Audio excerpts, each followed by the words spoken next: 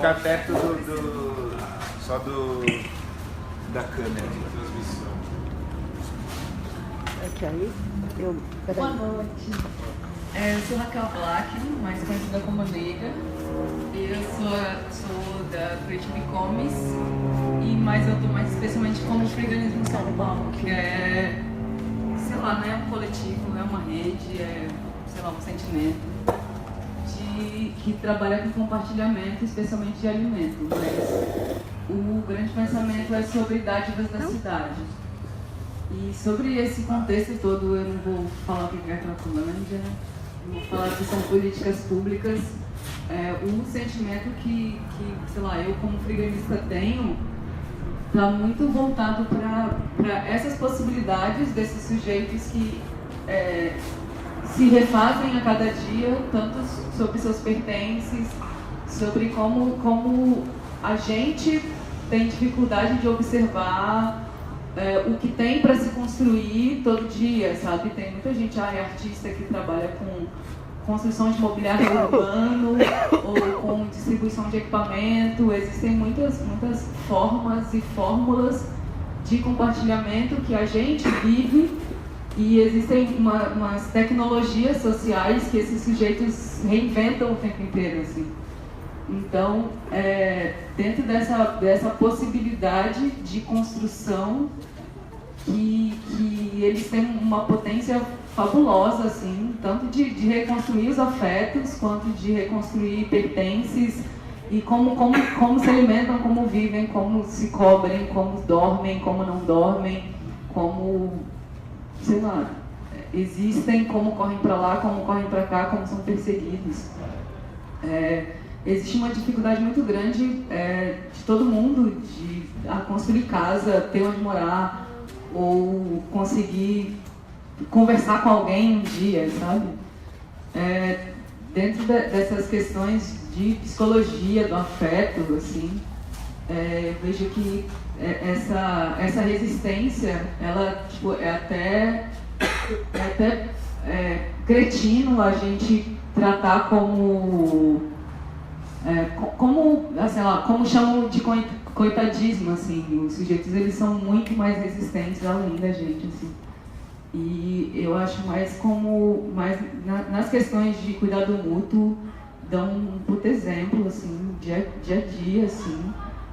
E tanto das reconstruções dos seus sublares, dos seus lares, o xamanismo, ele fala que ele tem uma cultura que é do Chale, que ele fala assim: o homem branco, ele nos soma a nossa casa todo dia.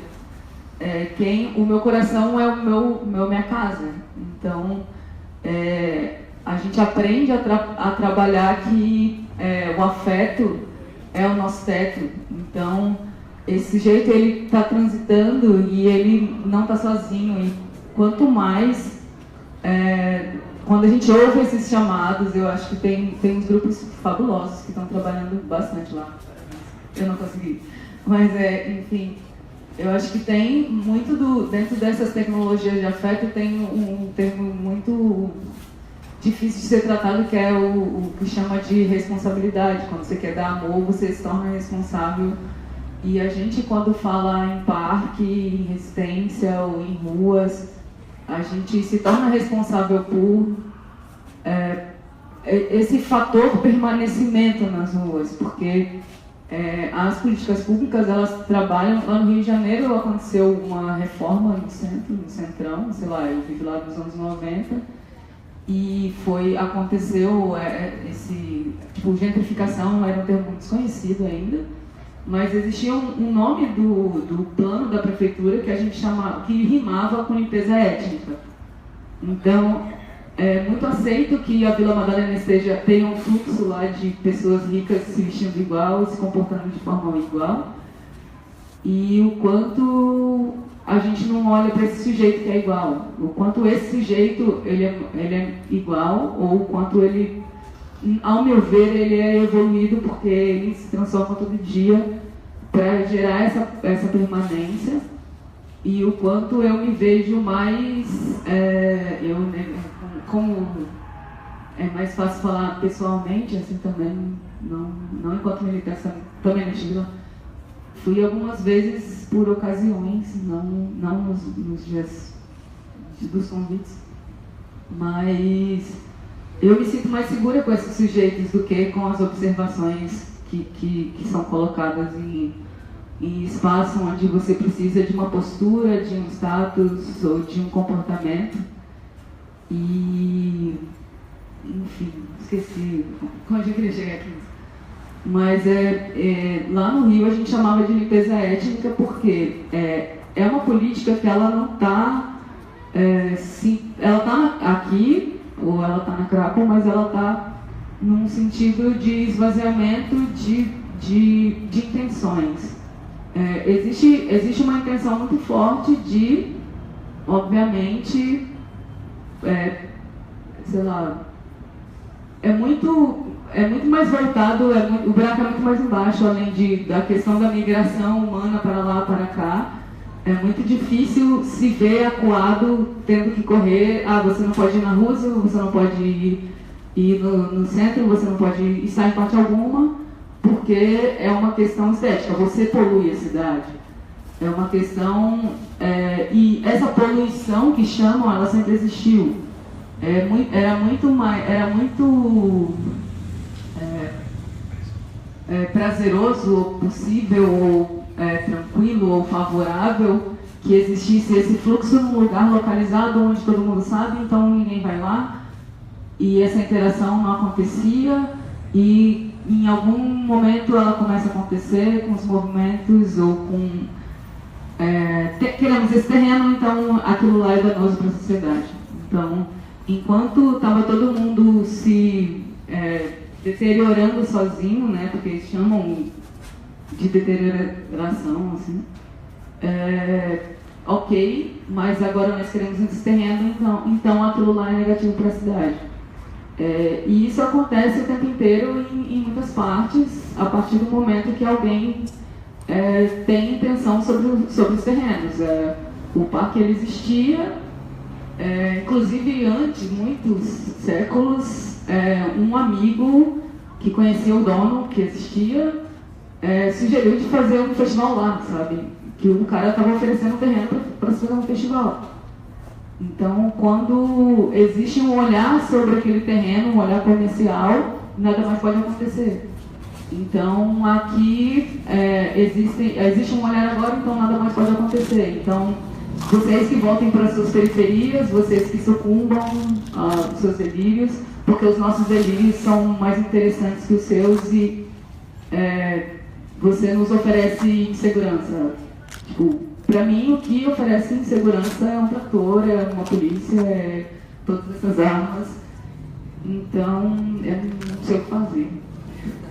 Porque, assim, essas tentativas de sei lá, de lá interagir, eu acho que criar coro ou juntar-se a eles para que essas opressões diminuam ou parem de ocorrer, ou que sei lá, para que funcionam as mobilizações, sabe? Eu acho que estão mais num sentido de, ei amigo, você não está sozinho, e de defender esses espaços que eles são públicos e que eles não se tornem privados, que é o caminho agora. A gente está vendo que o caminho da privatização está traçado e que se a gente não resiste aqui, a gente não está resistindo em parte alguma. Né? Porque aqui está dramático, mas que eu acho que existe uma dificuldade, uma tensão mais forte, assim, por ter uma multidão resistindo, e, sei lá, é como se esse espaço, ele está agora sendo o mais perseguido, e ele tem todos os, sei lá, nos colocam todas os motivos para que a sociedade inteira, eu odeio esse termo sociedade, mas como os humanos comuns e correntes compreendam que isso é o que fazer, de evacuar essa área para que as belezuras rolem, enfim. Mas que é como se esse fosse um grande símbolo, já que tem uma multidão. Eu acho que é o ponto em que é mais necessária essa permanência e esse apoio a essa resistência, porque se essa é mais forte, imagina as outras mais fracas que são muito possíveis dos seres humanos comuns e correntes apoiarem esse tipo de limpeza, sabe? Então, eu não sei o que fazer, eu posso tentar ir no futebol, mas eu acho que o máximo não, o mínimo que a gente tem que fazer é quando existirem esses chamados de a gente colar, não sei como, eu acho que eu lembro que existiu um grande debate dentro no governo Kassab ainda, quando tinha aquelas 30 demências cometidas, que eram a Kombi que dava livro não podia dar livro, a Kombi que dava comida não podia dar comida, a Kombi que dava todas as Kombis do mundo perdidas, não podem existir Kombis, se parece uma Kombi na rua, chegava um monte de polícia, tá dando alguma coisa, sabe? Então, você não podia interagir com as pessoas que viviam nas ruas. E outro dia eu ouvi um termo que eu achei mal bonito, que chamava, agora não se chama morador de rua, se chama, que nem do Game of Thrones, os povos dos espaços livres, assim. Eu queria muito que se tornasse isso, né? Porque a gente quer ficar na rua e quando, pelo menos no meu cama, assim, quando tem gente lá, sei lá, é gostoso de estar ali, de ter. Normalmente tem algumas festas que a gente faz que a galera vai interagir antes e agradece, obrigada por nos receber na sua casa.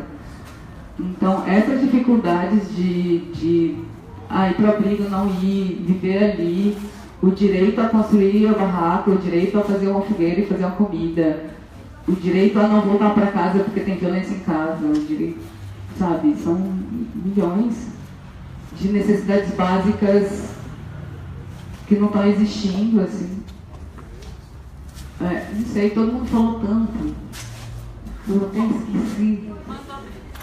Mas especialmente o que a gente precisa, que a gente ainda tem um tantinho, é o direito de ir lá e apoiar, assim. Eu acho que essas barreiras não podem assim, nos deter, assim, de falar. Eu acho que na Copa eu estava indo a caminho da mobilização do Maracanã e existia uma igrejinha, que era uma praça, que é a Praça São Espenha, e existia um cordão lá em onde ninguém podia passar. Eu passei com uma velhota porque ela estava indo para a igreja. Quem é que determina quem eu vou apoiar, sabe? Eu posso ir ali porque quem determina se eu posso ir na igreja ou se eu não posso me juntar àquele grupo, sabe? Isso eu acho que é um direito, assim, a gente precisa muito encontrar alguma forma de transpor essas barreiras de começo para poder atuar, seja de madrugada, seja, sei lá, encontrar alguma forma de colar com as atividades, não sei, não faço ideia. Queremos planos. O friganismo queria na verdade entender o que é friganismo e pensar você já falou isso algumas vezes, né, que o parque influenciou o Creative Commons, né? De repente essa relação entre Cracolândia e friganismo. Eu, enquanto observadora e friganista da cidade, eu pensei em algumas possibilidades, na verdade, de compartilhamento com quem vive nas ruas, que era do tipo, por exemplo, uma geodésica, a gente está agora com uma escolinha de permacultura, que ela, por exemplo, permacultura é caro, esses canos são caros, os parafusos são caros, então nas ruas a gente tem material gratuito para construir coisas, então a gente meio que desenhou, tipo, geodésicas pequenininhas, tipo iglus, ou uma outra que eu tô com uma pesquisa de Google e tal, que são pirâmides de meditar dentro. Daí as pessoas constroem pirâmides e aí eu comecei a construir, eu fiz umas 2 com cabo de vassoura, por exemplo. Então eu fiz uma pesquisa de materiais que são encontrados nas ruas e que eles podem reconstruir o tempo inteiro. O friganismo lá no parque, ele aconteceu por indivíduos, não vai essa palavra, mas de sujeitos que coletavam coisas de forma independente, e no parque meio que se criou a gente começou a fazer banquetes com essas coletas coletivamente. Então existem muitas iniciativas que elas são de forma independente e que o parque potencializa juntar isso e se transformar em maior. Então eu acho muito que essa sei lá, tipo, um grupo de estudos sobre dádivas das ruas e todas essas possibilidades de construir sobre tudo que é descartado, assim, sabe? Que se observa o que é descartado, tanto quanto, sei lá, alimento, material, tipo, parque custo zero, possível, total style, assim. E eu acho que essas construções de abrigos, hoje a gente, na Casa Amarela, a gente fez um fogão, que era a estrutura que a gente achou lá, e hoje a gente fez outro que era uma cadeira. Mas essas tecnologias não foi eu que criei, foram os caras lá do Minhocão que eu vi eles fazendo. Que era uma cadeira com um arame e uma panela em cima e a fogueira embaixo. Então, essa reconstrução dos seus habitats são bem possíveis com esse olhar sobre as ruas, que eles têm muito mais do que a gente, assim, tipo, arquitetos, com licença. Mas os cara manjam, sabe? Tem uma amiga italiana que ela veio aqui estudar na escola da cidade, e ela veio com um grupo que estudava as arquiteturas das casas de sobras de guarda-roupas em comunidades. Como aquilo resiste tanto, como o design dos caras de sobrevivência, sabe? Eles não estudaram, eles desenvolveram aquilo e como aquilo era resistente, como aquilo era possível, sabe? Então eu acho que mais do que, sei lá, eu não vou dar uma oficina para os caras sabem o que fazer. E apoiá-los e estar lá junto com ele, fazendo, ou, sei lá, mantendo resistência, eu acho que está mais, sei lá, é como se, sei lá, eu sinto que eu aprendo muito mais com eles do que eu teria para ensinar, assim. Mas eu acho que um núcleo dessa resistência de construção deles é muito, muito foda, é muito potente, é muito possível.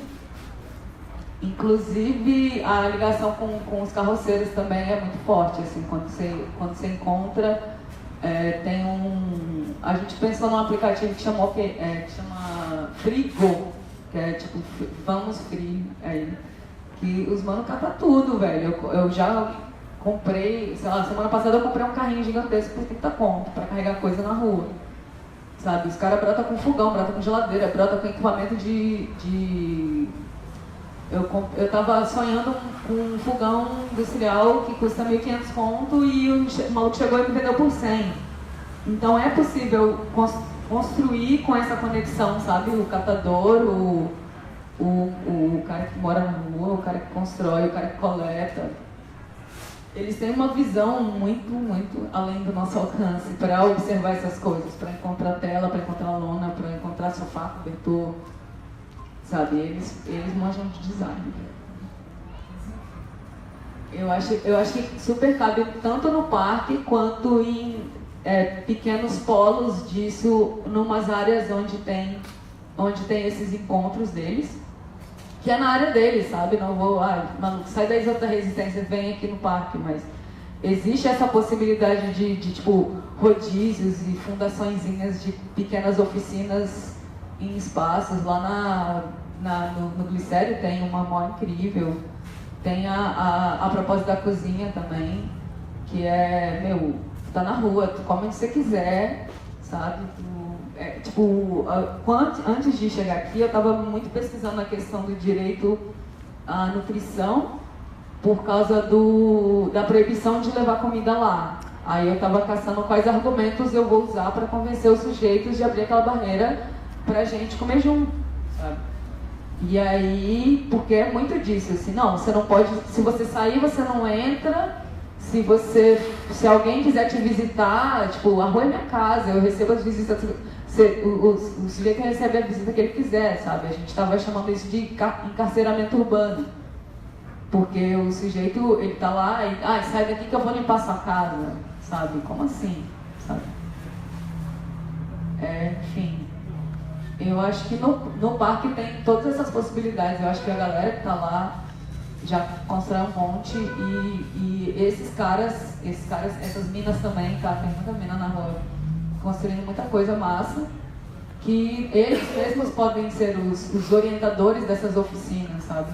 Eu acho que existe um puto exemplo de autogestão entre eles, assim, essa questão do afeto, essa questão do cuidado, essa questão de compartilhamento, assim, eles são muito juntinhos.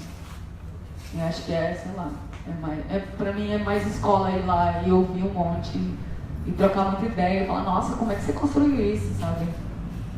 Sei lá. Pra mim é muito prazer estar lá, eu acho muito injusto essa história de sai daí, galera, eu quero os meus ricos aqui.